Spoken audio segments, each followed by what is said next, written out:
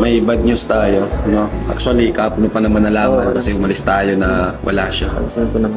So, ano man yung nun sabi mo minsan, di nakasama si V sa travel natin ngayon. Pababain ang inyong emosyon.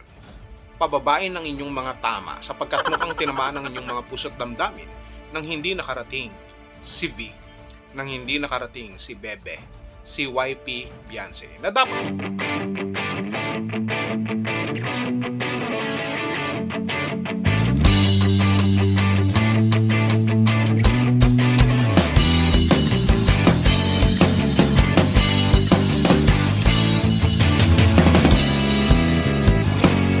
Sa mga umaasa, nakasama si V. Ngayon, hindi po siya nakasama ngayon.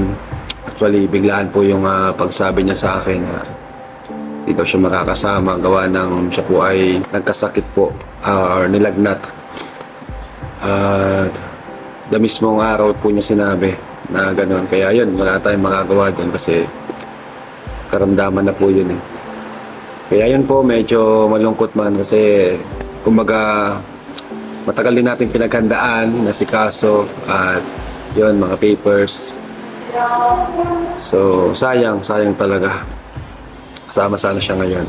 And syempre, hindi lang dahil sa sayang yung yung pag-asikaso natin. Syempre, sayang din kasi yun nga, di natin siya kasama, di natin siya kakabanding, makausap sa mga update sa kanyang buhay, diba? Syempre, alam niyo naman po yung nangyari, diba? Maganda rin sana tong travel na to para makapag-relax siya, makalimutan yung mga problema, mapalayo sa mga toxic. So ngayon nga insan, may bad news tayo, no? Actually, kahapon pa naman nalaman kasi umalis tayo na wala siya. Pansin ko naman. So, ano man yung nun sabi mo minsan, di nakasama si V sa travel natin ngayon. Ayun nga, no? Kala ko makakasama rin siya kahit pa medyo nagkaroon ng konting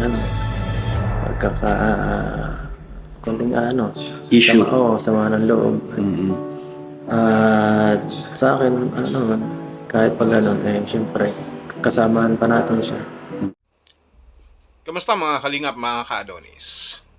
Na-surprise ba kayo? Sabi ko naman sa inyo nung nakaraang vlog ko ang plano kasi, dapat may love triangle kami dito sa South Korea. Ang problema, hindi nakarating si Bebe B. Nagkasakit daw. Kaya, anong nangyari? Naiwan kaming dalawa ni Kalingap Edu. But anyway, nadelay ako Nadelay yung flight.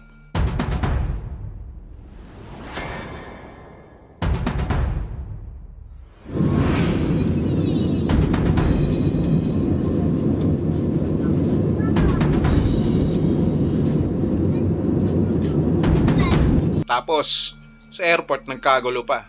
Alam nyo naman, paglapag pa lang ng eroplano at paglapag pa lang ng aking panyapak, nagkagulo na. Akala nila si Taeyong ako. Wala lang, nasabi ko lang naman. Ngayon, hindi namin kasama nga si Beyonce dito sa South Korea. Pagtsagaan na lang natin. Baka kaming dalawa na lang ni Kalingap Edu ang mag-lad team muna. Lalabas na bading si Kalingap Edu at ako naman yung kanyang papabol. Diba? So, kasi mas mukha siyang bading sa akin. Ako, mas lalaking-lalaki naman ako. So, hindi pa pwedeng ang karakter ko ay maging bading. So, lalabas ngayon na si Kalingap Edu ang gaganap na bading dito sa South Korea. Pero sa tingin ko, hindi nyo magugustuhan. No. Kilala nyo naman ako.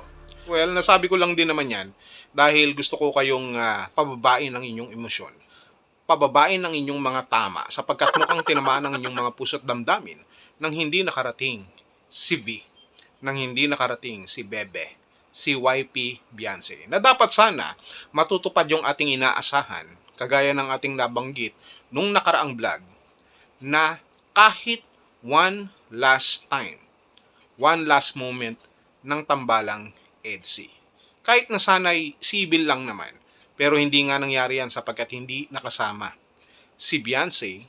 Nagpaalam at the last moment at sinabi na siya po ay mayroon pong karamdaman, hindi na pinayagan ng kanyang mama dahil baka daw kung ano ang mangyari pa. But alam ko ang iniisip nyo, hindi kayo basta-basta naniniwala. Bakit kung kailan paalis na, saka pa aatras at hindi sasama sa trip dito sa Korea? Bakit ganon?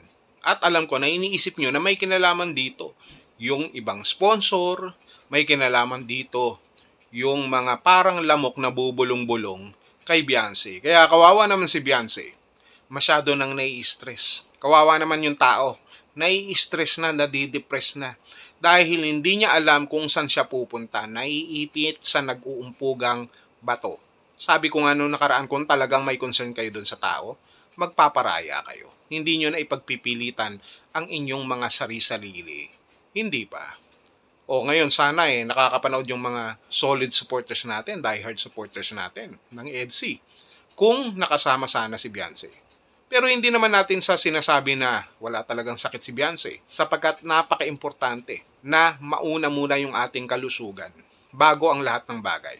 Hindi rin naman magiging maganda na makasama si Beyonce kung talagang may sakit nga siya na pupunta siya sa South Korea. Dito, malamig ang panahon, kita nyo naman, balot na balot tayo at pagkatapos may karamdaman siya, baka mas makasama pa. At hindi rin magiging maganda yung kanyang performance. Hindi rin magiging maganda yung kanyang mood. Hindi siya magiging komportable. Kaya, kung ano't ano man, hindi na natin dapat pang palakihin pa. Okay lang yan. Hindi naman tayo pinanganak kahapon. Kung sinasabi nila na may sakit talaga si Beyonce at kung totoo naman, she needs to rest. Dapat po nating irespeto kung yun din naman ang kagustuhan ng kanyang mga magulang. Dahil, sabi nga natin, mothers knows best at nire-respeto natin ito. Importante po ang kalusugan ng isang tao. Kung sila Kalingap Rab, pumayag nga. Sino ba naman tayo para hindi pumayag at hindi makaintindi? Kapag sinabi nila na si Beyonce ay may sakit, then let it be. At kailangan niyang magpagaling na. Huwag na natin gawan pa ng iba pang issue. Huwag na natin bigyan pa ng ibang pakahulugan kung bakit hindi nakasama dito si Beyonce sa South Korea. May mga iba pa namang araw. At makikita pa rin naman natin siya sa pagbabalik nila Kalingap Rab sa content ng Kalingap. Yun ang importante dyan. Hindi nagtatapos dito sa South Korea ang istorya ng EDC nila Kalingap Edu. Well, ngayon, ang iisipin ko na lang naman magpatuloy pa rin, no? Mag-enjoy, no? Mag-relax at kung may pagkakataon, ma-meet natin yung ating pong mga nagmamahal na taga-subaybay, nagmamahal na taga-suporta sa Kalingap dito po sa South Korea. Kasama naman natin sila Kalingap Rab. Kasama natin ang mga bossing ng Velvet Box. So, I think kahit na konti lamang kami ngayon, makakagawa pa rin kami ng mga na magugustuhan ninyo habang kami ay nandito sa South Korea sapagkat alam namin na marami pa ring mga tag-suporta ang Kalingap dito sa South Korea. At isasama namin kayo. Actually, kanina nga bago ako pumunta dito sa hotel naghanap ako ng makakainan. Ayun, mukbang sauce. Mukbang sana ang gusto ko, pero gusto kong mag-diet. Pero nung papunta na ako dun sa restaurant, no, sa mukbang, umatras muna tayo. Sapagkat maraming nagkakagulo na tao at iniwan nila si Kalingap Rab. So sa akin sila nagpunta at nagkagulo. Ayoko naman mangyari yon. So ako na ang nag-sacrifice, umalis na ako. Sumakay ako ng aking Ferrari pabalik dito sa hotel. Kalma lang kayo, marami pa tayong mapapanood dito sa South Korea. Para naman dito kay Beyonce, magpagaling ka. Ganun lang. Alam niyo naman po yung nangyari, di ba? Maganda rin sana itong travel na to para makapag-relax siya, makalimutan yung mga problema, mapalayo sa mga toxic.